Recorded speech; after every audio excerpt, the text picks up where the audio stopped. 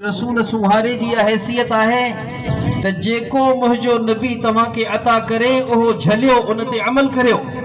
ऐं जिन शयन का रोके तव्हां रुकजी वञो पो लख दफ़ा तव्हां जो नफ्स मरे पो लख दफ़ा तव्हां जो शहवतूं ऐं ख्वाहिशूं कुर्बान थियनि पो लख दफ़ा तव्हां के पंहिंजो देश ऐं वतन छोड़ छॾणो पवे ऐं सभु महबूबात मरगूबात छॾे ॾियो ऐं जीअं मुझो नबी चवे तीअं करण वारा थी वञो। जिन शयन का रोके रुकजी वञो हर शय में गुफ्तार में किरदार में उथी में वेठी में लेती में पंहिंजे बच्चन जे पर्दे में पोती में पंहिंजे तकरीबात जे तॾे में तोरी में पंहिंजे सूह में सिंगार में पंहिंजे मुआमलात घर गृहस्थी कारोबार में गर्ज ईमान खां जिहाद ताईं जिहाद खां हिकड़ी इस्लामी सल्तनत जे क़यामत ताईं तव्हां के कंहिंजो रंग न वणे तव्हां के कंहिंजी रहनुमाई न जचे तव्हां के जेकॾहिं वणे त मुंहिंजे नबी पाक सल्लल्लाहु अलैहि वसल्लम जो नूरानी तालीमात हिदायत वणनि ऐं तव्हां उन्हनि ते अमल करियो। मुंहिंजा दोस्तो अज़ीज़ो इहो आहे मुंहिंजे नबीअ सां इश्क जो तक़ाज़ो। अॼु किथे था पैरवी करियोसीं पंहिंजे नबीअ जी जिते पैरवी आहे उते मीठा मीठा हक हक कड़वा कड़वा थू थू हुजूर जे मिठन सुन्नतुनि ते अमल करण ला तैयार आया लेकिन हुजूर जी ओहे सुन्नतूं जिते नफ्स कुसजे थो हुजूर जी ओहे सुन्नतूं जिते शहवतूं ज़बह थी थी हुजूर जी ओहे सुन्नतूं जिते मरगूबात ऐं शहवात जा लाश था खजन असी उन्हनि सुन्नतुनि खे पूरे करण ला तैयार न आहियूं। मुझा दोस्तों अजीजो उन्हें करे रब्बे जुल जलाल मुझे नबी पाक अलैहि सलाम जे पैरवीअ जे बुनियाद ते सहाबा के खड़े करण जे लाए अल्लाह पाक मुझे नबी जे सहाबा जी कीअं तरबियत कई आहे छाला इन लात आऊं पंहिंजे नबी जे सहाबा के जेके क़यामत ताईं मयार हक बणजण वारा आहिनि जेके क़यामत ताईं अदूल जेके क़यामत ताईं मुक्तदा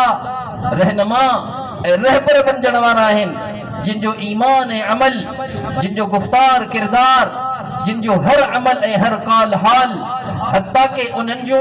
ओहे शयूं जेके बज़ाहिर मासियत जे दर्जे में अचनि थियूं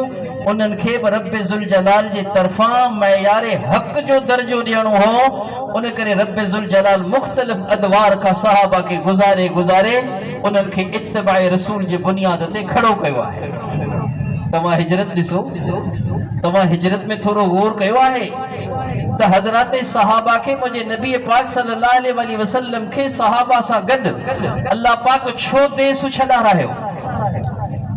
मुझे नबी के हुकुम थियो मुझा नबी छॾ पंहिंजे हिन देस के जिते तो 53 साल गुज़ारिया आहिनि तकरीर करण सवली आहे पंहिंजो देस छॾण ॾाढो ॾुखियो आहे 53 साल मुझो नबी जे देस में रहियो अल्लाह जे तरफा हुकुम आहे मुझा सोना हल मुझो नबी कदे खाने काबा के पो ॾिसे कदे मताफ के कदे मुल्तज़म के कदे सफ़ा के कदे मरवा के मक्के जे नूरानी फिज़ान के ॾिसी ओछगारो ॾेई मुझो नबी रोए पियो ऐं रब जुल जलाल जे मिठड़े नबीअ जे न रुअण के ॾिसी करे रब फरमाए मुझा नबी छो थो रोई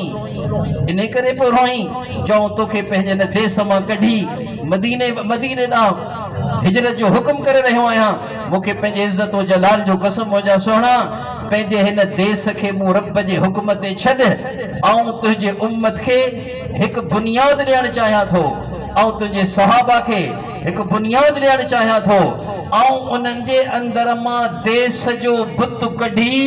ऐं तुंहिंजी ऐं पंहिंजी मुहबत जे बुनियाद ते हिननि खे खड़ो करणु चाहियां थो। मुंहिंजा सोना रो न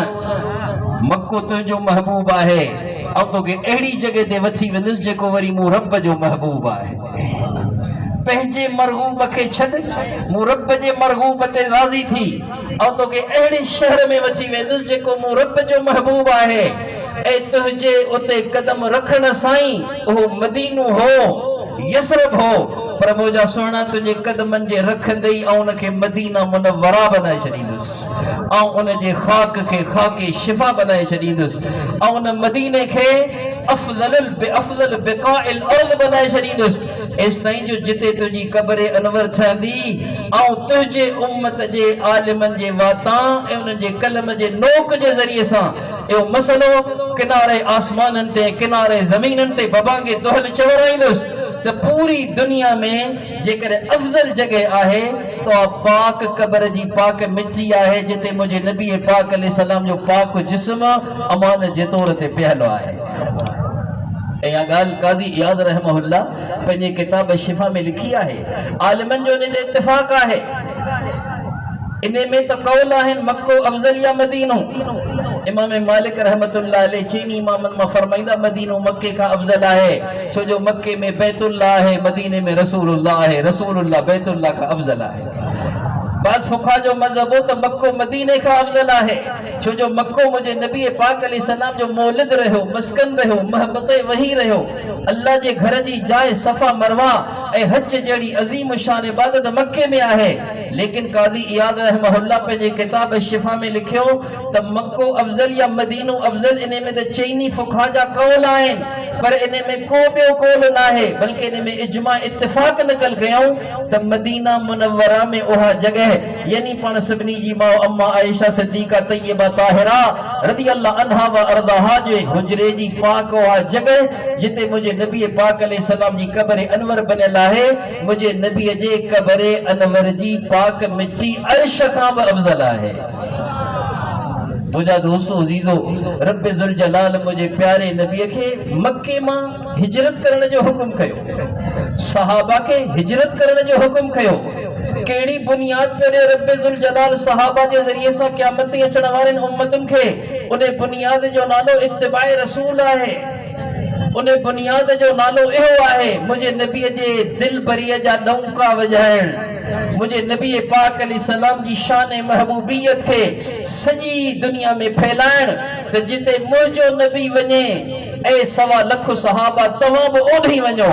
जिते मुझो नबी उते तवां बि वञो छॾियो पंहिंजे जगह के छॾियो पंहिंजे जागीरुनि खे छॾियो पंहिंजे हटनि दुकाननि खे छॾियो पंहिंजे मतलनि ऐं पंहिंजे ॼमियल दुकाननि ऐं तिजारत जे ठियल खे ओॾी वञो जेॾा रब जुल जलाल जो दरबार महबूब नबी मोहम्मद मुस्तफ़ा वियल आहे। छा सहाबा का मुझे नबी पाक सहाबा का रब जुल जलाल देश कोन छॾा पहिरीं मुझे नबी का देश छॾारायो वियो पोइ वरी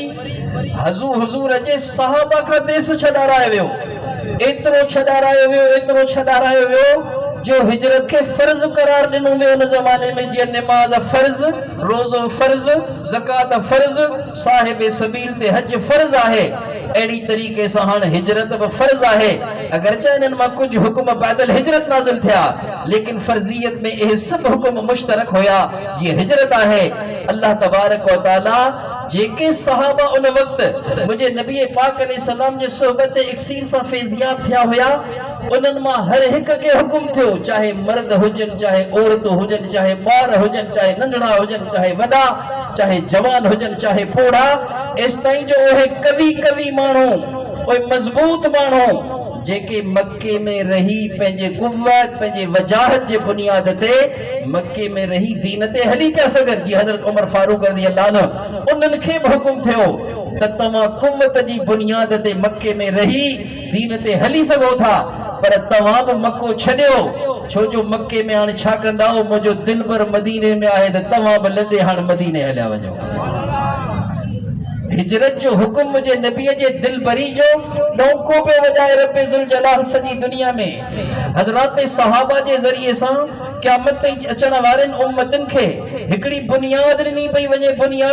वञे इत्तिबाए रसूल जी मुझे नबी पाक अलैहि सलाम जे सोहबत इक्सीर जे अजीम ऐं अहम हुजण जी ऐं सहाबा जे जरिए से पूरी उम्मत के बुधायो पे वञे तव्हां के देश अजीज न हुजे तव्हां के अल्लाह उन जो रसूल अजीज हुजे। जडे देश जो मुकाबलो थे अल्लाह सा जडे देश जो मुकाबलो थे मदीने जे मीर मोहम्मद मुस्तफा सा तव्हां देश खे थोॾे छॾियो छॾे ॾियो ऐं अल्लाह उन जे रसूल खे अखियुनि जो तारो बनायो। छो जो जेकॾहिं देश लाइ विढ़ंदे त तोखे देश क़बर जी जॻह ॾींदो। जेकॾहिं तूं अल्लाह रसूल जे लाइ विढ़ंदे ऐं अल्लाह रसूल जे लाइ पंहिंजूं जानियूं कुर्बान करे पंहिंजी तरजीह जी बुनियाद अल्लाह रसूल खे कंदे अल्लाह तोखे अहिड़ी वसी अरीज़ जन्नत ॾींदो जेके के अखि ॾिठो कोन्हे, कंहिं कन ॿुधो कोन्हे, जंहिंजो ख़्यालु कंहिं दिलो दिमाग़ ते गुज़रियो न आहे। अॼु दुनिया देश ते थी मरे। कासिमाबाद में वेठा आहियो, तव्हां सम्झो था छा थो चवणु चाहियां। अॼु दुनिया देश ते थी मरे। अॼु दुनिया चवे पई सिंधु देश सिंधु देश। अॼु दुनिया देश पे भी मरे।